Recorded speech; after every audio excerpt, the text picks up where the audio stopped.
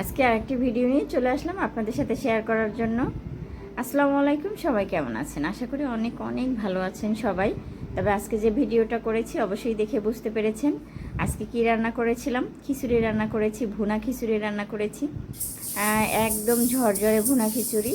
আজকে গরুর মাংস দিয়ে, আসলে কোরবানির ঈদে বেশিরভাগ কিন্তু অনেকেই পছন্দ করে, যারা যারা আপনার খিচুড়ি পছন্দ করে তারা গরুর মাংস দিয়ে খিচুড়ি রান্না করে।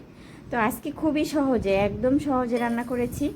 সবসময়ের জন্য একটু কঠিন করে আমি রান্না করি, বাট আজকে একদম সহজে রান্না করেছি একসাথেই। আমি সবসময়ের জন্য একটু অন্যরকমভাবে রান্না করতাম, তবে আজকে একদম সহজ করে রান্না করেছি, বেশি একটা ঝামেলা করে নেই। যাই হোক, একটা প্যান বসিয়ে দিয়েছি চুলায়, তো পরিমাণ মতো সেখানে আমি তেল দিয়েছি। এরপর কিছু গরম মশলা এখানে অ্যাড করে দিয়েছি। তারপর গরম মশলাগুলো একটু তেলের মধ্যে ভেজে নিয়েছি। এরপর এখানে পেঁয়াজ কুচি দিয়েছি ছয়টা, সেটা আমি কুচি করে রেখেছিলাম, সেটা দিয়েছি। সেটা যখন হালকা একটু সফট হয়ে গেছে ওই পর্যায়ে আমি লবণ অ্যাড করে দিয়েছি। এরপর দিয়ে দিচ্ছি যে গরুর মাংসটা, আমি খিচুড়ি রান্না করতে যেটা লাগবে ওটা দিয়ে দিলাম।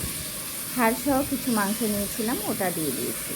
এখন সুন্দরভাবে একটু তেল আর পেঁয়াজের সাথে একটু নেড়ে ফিরে নিলাম। হালকা একটু নেড়েচেড়ে নিয়ে এখানে আমি কিছু মশলা অ্যাড করে দিচ্ছি। জিরার মশলা আর গরম মশলার গুঁড়া, সেটা অ্যাড করে দিয়েছি। আর দিয়ে দিচ্ছি আদা রসুনের পেস্ট। এখন আবারও একটু সুন্দর করে নেড়েচেড়ে দিতে হবে। মশলার পরিমাণটা আমি সবসময়ের জন্য একটু কম দিয়ে থাকি, কারণ খাবারটা কিন্তু অনেক সুস্বাদু হয়। তো যাই হোক, আমি কিন্তু এটা দিয়ে দিয়েছি। গরম মশলাটা দিয়ে এখন একটু কষিয়ে নেব। কিছুক্ষণ সময় আমি কষাবো মাংসটা, যাতে মাংসটা থেকে পানিটা আছে ওটা বের হয়ে যাবে। আপনারা দেখতে পাইতেছেন কষানো কিন্তু অলরেডি প্রায় হয়ে গেছে। এখন বাকি যে মশলাগুলো আছে ওগুলো এখানে অ্যাড করে দেবো এক এক করে। পানিটা যখন একদম শুকিয়ে যাবে আমি এই যে মশলাগুলো সেটা দিয়ে দিচ্ছি। এখানে আমি হলুদ এবং মরিচ, সেটা আমি রেখেছিলাম একটা বাটিতে। তো বাটিতে আমি মরিচ রেখেছি 3 চামচ আর হলুদ রেখেছিলাম 2 চামচ পরিমাণে। এখন আমি এটা সুন্দরভাবে এই মাংসের সাথে একটু নেড়ে চেড়ে দিচ্ছি। খুব সুন্দর করে নেড়ে চেড়ে দিতে হবে, যাতে সব মশলাগুলো মাংসের সাথে লেগে যায়। এভাবে 5 মিনিটের মতো একটু কষিয়ে নেব সুন্দর করে। আর জালটা বাড়াবো না, একটু নিভা জালে রেখেছি। কষানো হয়ে গেছে, আর সামান্য পানি দিয়ে আবারও একটু কষিয়ে নিচ্ছি। এভাবে কষিয়ে নিতে হবে, কয়েকবার ধরেই আমি কষাবো মাংসটা, তাহলে মাংসটা সফট হয়ে যাবে। কারণ প্রেশার কুকারে দিব না, এটা আমি এমনিতেই এভাবেই রান্না করে ফেলবো। আমার কিন্তু অলরেডি কষানো হয়ে গেছে, দেখতেই পাইতেছেন রান্নাটা অলরেডি হয়ে গেছে, মাংসটা সেদ্ধ হয়ে গেছে। তো আমি আরেকটু ভালোভাবে কষিয়ে নিচ্ছি। এরপর বাকি জিনিসগুলো এখানে অ্যাড করে দিব।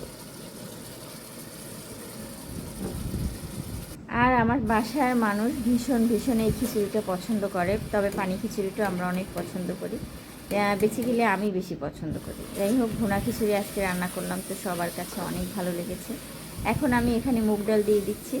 এখানে মুগ ডালটা দিয়ে আমি সুন্দরভাবে এই মাংসের সাথে একটু সুন্দর মিশিয়ে দিতে হবে, ভালোভাবে একটু কষিয়ে নিতে হবে আর কি, সুন্দর করে, যাতে গন্ধটা না থাকে।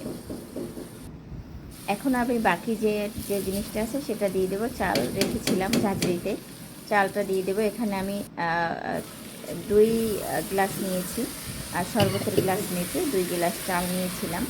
ওইটা মেপে আমি এবার পানি অন্য চুলায় গরম দিয়েছি, কারণ হচ্ছে 2 গ্লাস চাল নিয়েছি, তো 4 গ্লাস পানি দেব। তাইলে দেখবেন সেই একদম ঝরঝরে হবে, কোনো লাবড়া হবে না।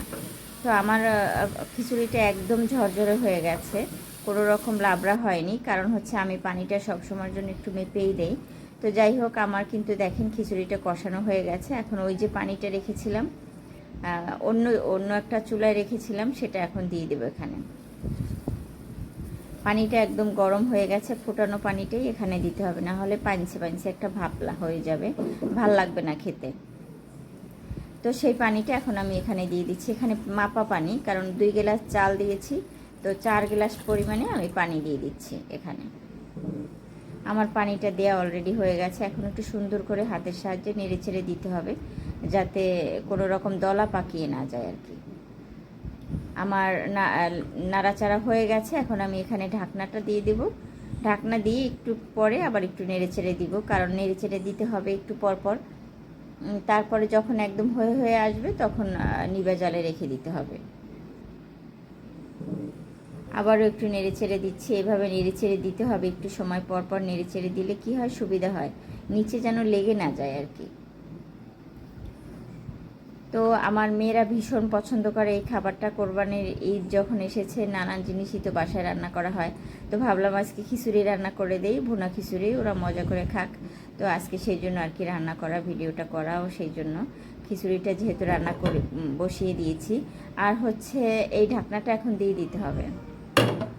উঠিয়ে আমি একটু পরপর নেড়ে চেড়ে দিচ্ছি, কারণ নিচে লেগে না যায়। আর কয়েকটা কাঁচামরিচ এখানে অ্যাড করে দিলাম, মুখ ফাটিয়ে দিয়েছি, এভাবে দিতে হবে। আর এই খিচুড়িটা আসলে বিশ্বাস করবেন না, খুবই মজা হয়েছে। আর আমি যেরকম চাইছি বাট সেরকমই হয়েছে, একদম ঝরঝরে হয়ে গেছে রান্নাটা। মানে আছে কিছু খিচুড়ি রান্না করলে লাবড়া লাবড়া একটা ভাব হয়, সেরকম কিছুই হয়নি, একদম পারফেক্ট হয়েছে, একদম ঝুরঝুরা হয়েছে, একদম দেখতেই দেখাচ্ছে।